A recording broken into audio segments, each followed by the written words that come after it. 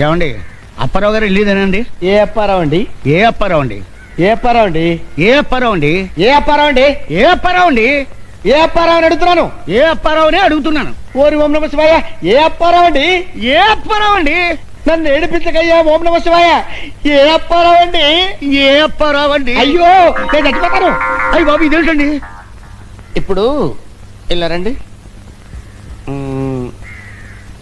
ఏ అప్పారావు? అమ్మో ఇదిగో ఏ అప్పారావు ఏ అప్పారావు ఏ అప్పారావు అంటున్నాను.